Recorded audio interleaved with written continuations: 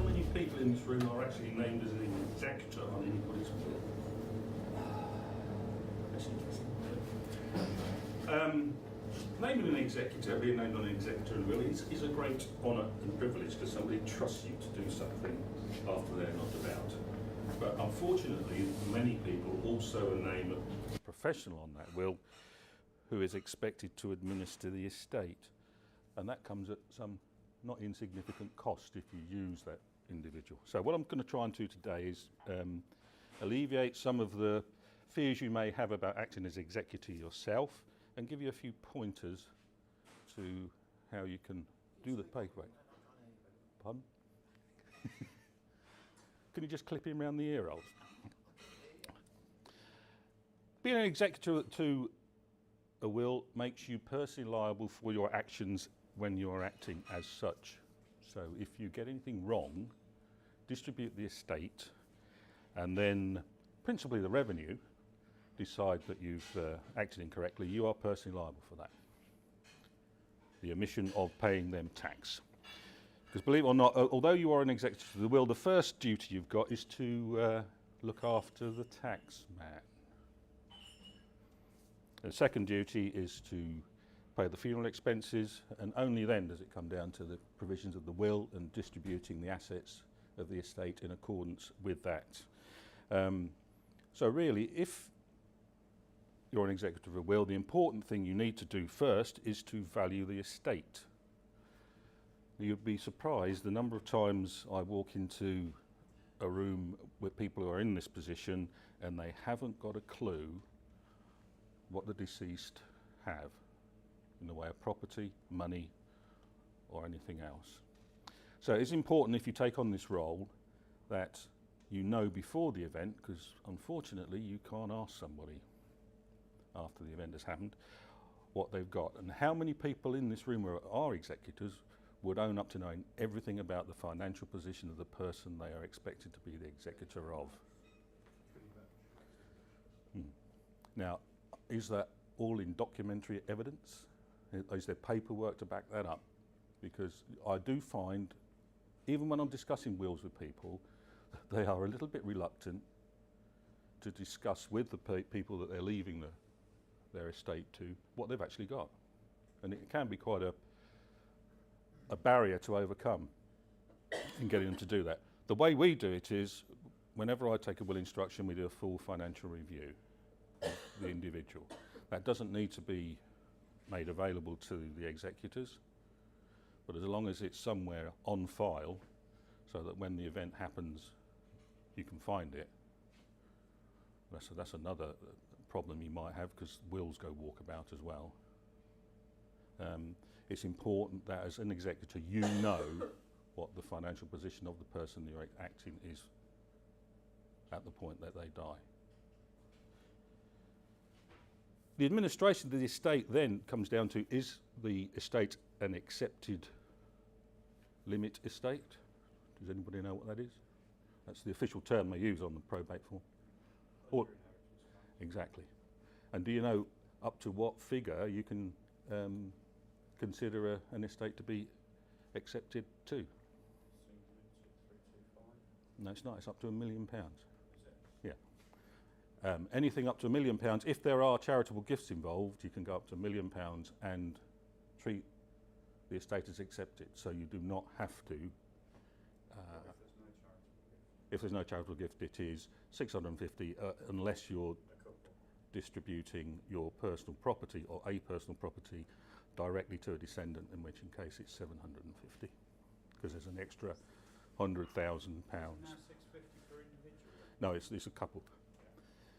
Which brings me on to the next thing, is if you do, you assume it's 650, but you're now working for the survivor of a couple, and the first person may have become deceased sometime previous to that. It's not automatically 650. It's only 650 if all of the estate of the person who predeceased the person you're acting for was passed on to the person you're acting for. So if in their will they made a gift of a significant amount of money somewhere else, you don't get the 650. It's deducted. And not a lot of solicitors will assume that they're, bugger, said the word solicitors. I was trying to get away without saying that. We'll assume that you automatically get the 650. And it's important, if you are acting in that position, that you have certain paperwork when you make the application to verify that you can actually claim the 650. So you will need a copy of the predeceased person's will, send off the death certificate for that person, and you will need to do a calculation if there are any assets that were passed on other than the person that you're actually acting for. You can get up to £750,000 worth of an accepted estate, so you don't have to deal directly with the revenue, because that's the difference between an accepted estate and a non-accepted estate. You can apply for probate directly to the office, probate office, if there is no inheritance tax due. If there is inheritance tax due, the paperwork goes off to the revenue, who then give clearance for the probate office to issue the grant of probate. There's not a lot of people know that. In fact, the person that I've got a problem with at the moment sent all the documentation to the probate office when it should have gone the other way.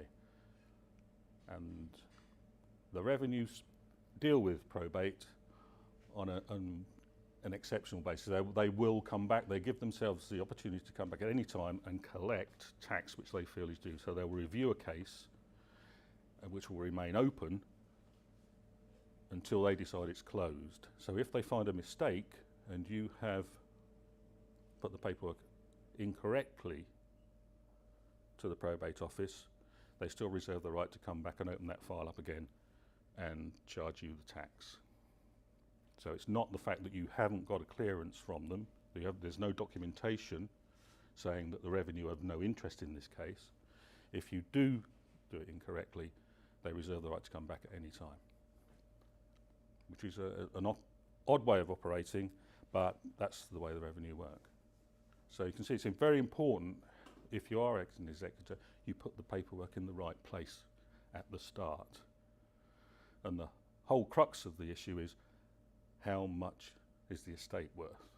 So hence the reason I asked the question, if you're acting as an executor, it's a good idea to know well in advance the size of the estate you're expecting to act on. Can I ask a question on that? If it's the house involved, how do you know, until you've sold it, you don't know how much it's worth? No, you don't, but if, let's say now, in what way you have to have an open market valuation before you submit the probate forms. Right, okay. Not a probate valuation that most people think if they're having something valued for probate, it's got to be valued on a probate basis. And they'll tend to try and get somebody to downvalue the property. The actual form you're required to fill in says it must be an open market valuation of the property, which can include, let's say the person's been living in the property for a long time. If it's dilapidated, then the value will reflect that. But if the property's got development potential, and especially if there's been planning permission outline applied for, that could have a significant effect on the value of that property for the purposes of probate. So it's an open market valuation. You submit it on that basis, and that's why the revenue, I suppose, in direct answer to the question is, they'll only tax you on the actual realisation. And that's why they keep the file open. And they can come back and review your receipts and payments account to confirm that there has been no inheritance tax due. But there is a certain amount of a problem with valuing assets, like a business asset. How much is that worth? Especially if it's an unlisted company. There is a certain amount of guesstimation's got to go into that. But it may well be that you've circumvented the inheritance tax situation with that by using a trust to get that asset out of the way prior, if you're doing planning, prior to you having to declare for inheritance tax purposes. Is that clear with them? Everybody okay with that? So most of the estates I deal with are below the 650,000 figure. And if you're below that 650,000 figure for a couple, and as long as you've got the paperwork relating to the previous death, so you can verify that there was no transfer of assets out of the estate. It's a fairly easy process to follow. It's just a paper trail. The only exception to that rule is if the person is not domiciled in the UK, if their assets are below 325,000, you still cannot use the form for an accepted estate because they are domiciled abroad. That automatically means you've got to go the other route via the revenue first to get clearance. Can I just ask a question? If you have a will that was written, I lived in Canada for 10 years. Yeah. So our will was written Yep. in Canada. Yep. Is that valid here, or Nope. do I have to have another one? You have to have no one here. Because I've heard both. I've No. spoken to our bank and spoken to other people, Yep. and one said, no, it's valid here, and one said, no, it's not. It's not, because the UK will deals with UK assets. If you are living abroad or you have assets abroad, there's a different way of dealing with that property. Where is the property? Well, I have Where? a property here and I have one in Spain. Yeah, that's right. See, so with the property in Spain, you need to have a will in Spain to deal with that. And a lot of solicitors will tell you, I've got you know what my big case is at the moment. The solicitor over here said that the UK will superseded both wills in the other country. The gentleman who died had got a will in that other country dealing with his assets outside the country and his assets inside the country. The solicitor over here was wrong. The will that was written in the UK did not supersede the one dealing with the property that was in the other country, and it never does. So that is an issue. If you have property that's abroad, you need to make sure you've got provision for how that's dealt with in that country. And you're right, even when the banks and the solicitors will give you a different answer on that. Yeah, because they, because one said that the one we've already got that was written up in Canada was fine, but then somebody else said it wasn't, so we kind of, Yeah, what do we do? It's not. Well, if you work from the premise that the issue with dealing with a will in this country is to satisfy the taxman, that answers the question, doesn't it? The UK taxman is interested in UK tax. He's not interested in... If you're domiciled here, it's a bit more complicated because then you've got a gifting rule and assets abroad that will have to come back here eventually. Yeah, because we are dual citizen too. Yeah, which kind of complicates the thing again. But certainly you will need a will in this country for your UK assets. Now suppose that then the question comes in, is it worth 4 or 5% of the assets of the estate for what I've just told you? Because that's what solicitors and banks will generally charge. I have a fixed fee for doing this because it's only a paper exercise. And don't be afraid of being an executor. Just make sure you've got all the information. Talk to the people that you are expected to act for while you can and get all that information together. Because you can't do it when they've gone, and it is a nightmare if you try and reconstruct it when they've gone. And that's where the solicitors make all their money. Because they'll get you to do the work and charge you the earth for doing it. Is that more 10 minutes? Has anybody got any questions?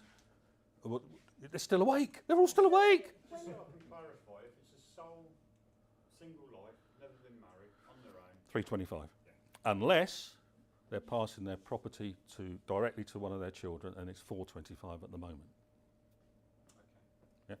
When do you have to go to probate? Is there a value? There isn't a monetary value actually in any of the documentation, but the recognition is really if there's more than £5 grand, more than the amount it's going to take to bury the person, then you have to fill the forms in.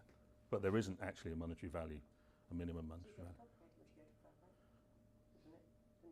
Only if you involve a person whose name starts with an S. That's where I've gone wrong then. Yeah, well, absolutely. And to be fair, they'll get you to do the work anyway.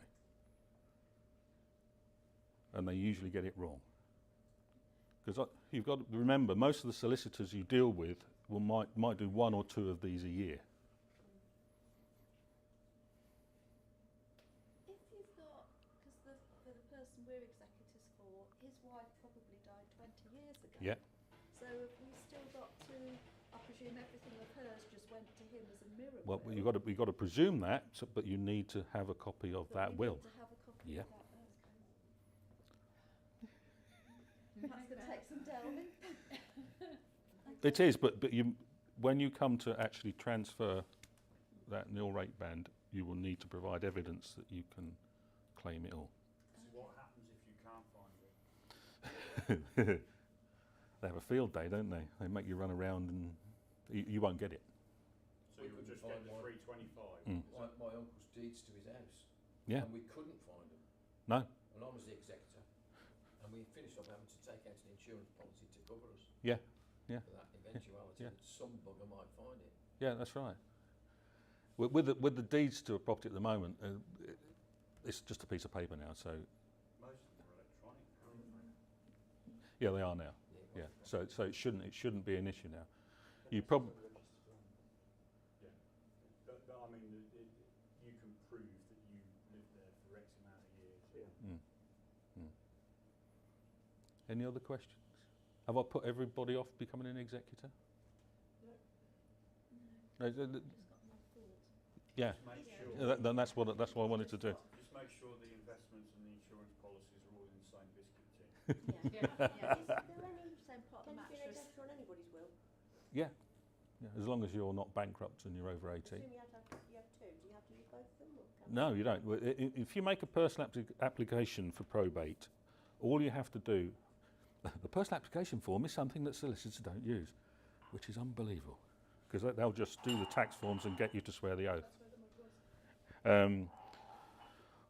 If you're making a personal application for probate, all of the executors named in the will either have to act, stay there acting, or say they're not going to act.